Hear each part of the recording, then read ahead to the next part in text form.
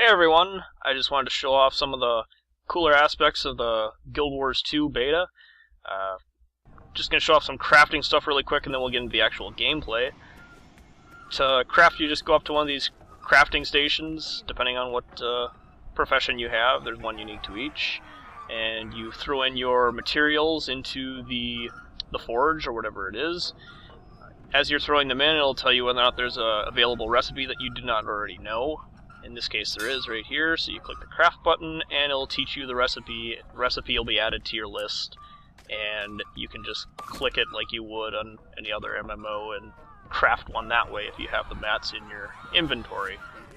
As you level up your profession, you will learn additional recipes, mainly parts, but the actual weapons and armor, you pretty much have to experiment with the pieces that you're given in order to come up with the various combinations.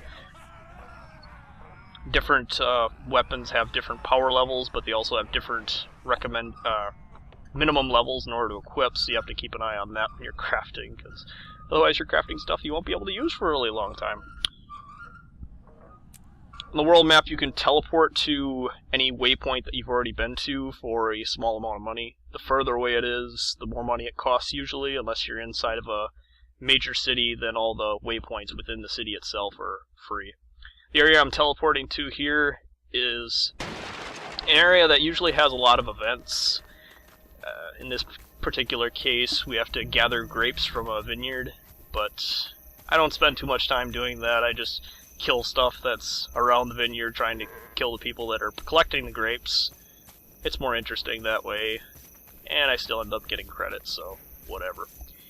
In Guild Wars 2, you have 5 main weapon abilities. The first 3 are dependent on your main hand weapon, and your second 2 are dependent on your offhand weapon.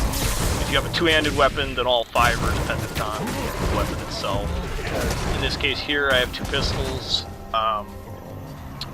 Second 2 abilities really aren't all that great. It's a flamethrower shot that does more damage at close range, and then a glue shot, which I'm using here, that really doesn't seem to stop enemies at this point. So I'm hoping it gets improved when it goes live and it extends the duration, because even if it works right now, it only lasts for like 1 second and then they're unrooted again.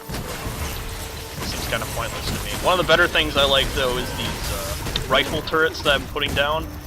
Usually the enemies make a beeline for them right away the second you put them down, even if you've already attacked them. So their AI is pretty good about destroying your stuff, but as long as you put it far enough out of the way, it can usually stay alive and do quite a bit of damage.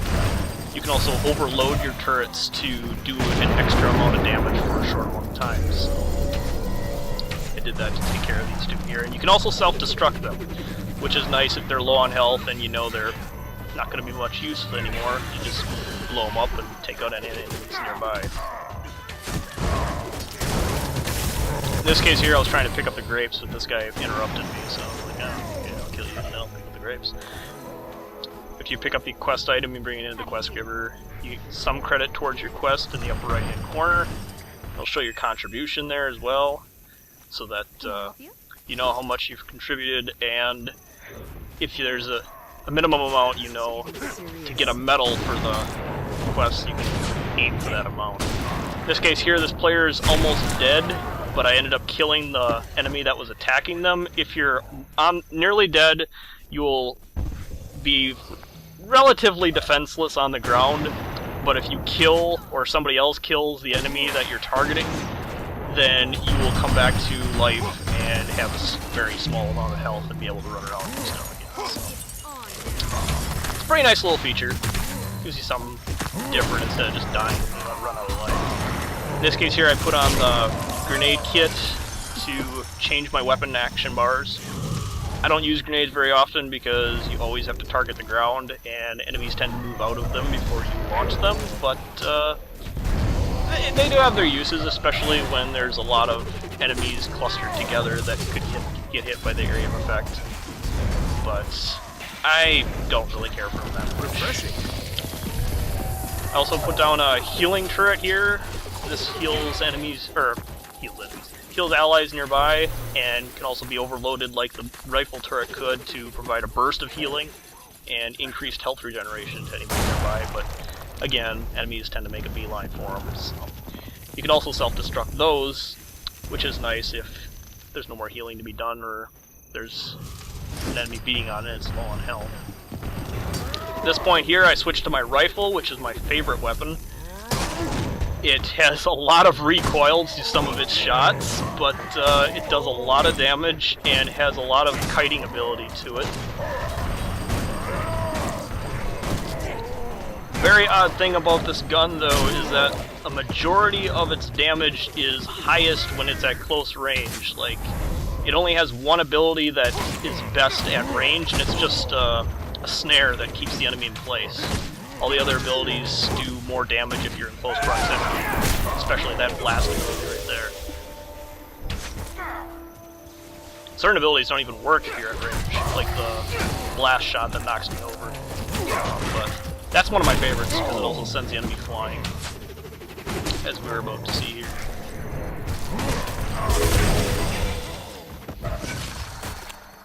As you can see, the enemies just keep on coming throughout these events. You'll never have a shortage of enemies throughout your experience in Guild Wars.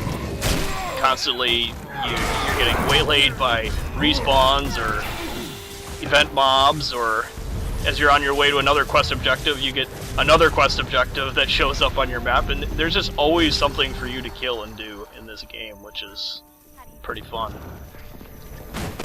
Demonstrate here a little bit more of the kiting utility the rifle has. You can lock enemies down in place, blow them apart with your close range stuff, and then get back away again. Get out of range, get into range with your explosive shot. And I put on rocket boots, so you can also disengage away like that and do any damage to enemies nearby you, and then proceed to kite again, which is really, really nice.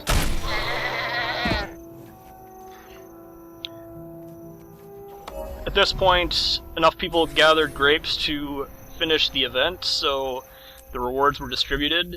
At this point I got a gold medal, so that's pretty much the best reward you can get. You get experience, karma points, and money for every event that you do, and they are repeatable if you wait long enough for them to show up again. At this point I switched to my medkit pack, which allows me to put these little packs on the ground that people can run over to restore health if they have taken damage.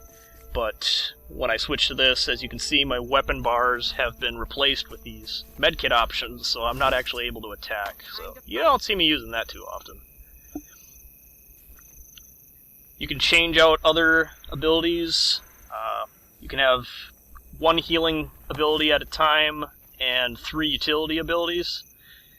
In this case, I usually have the healing turret as my healing option, and then rifle turret and rocket boots for my 2 utility at this point. As you level up, you get another slot that allows you to equip 3, but that's not until level 20. You use skill points to unlock all of these abilities here, and the skill cost of the ability is right on each ability itself. Some cost more than others. Traits you don't get until, I think, level 10. You put them into what you want to specialize in, and it gives you additional stats and little bonuses as you go further and further into each specialization. At this point, in this beta, I picked up 5 points into firearms because I wanted the bleeding damage on criticals, and 50 precision is basically critical strike rating, so it gives me a lot of crit. That said, that's pretty much all I have for this video, so thanks for watching.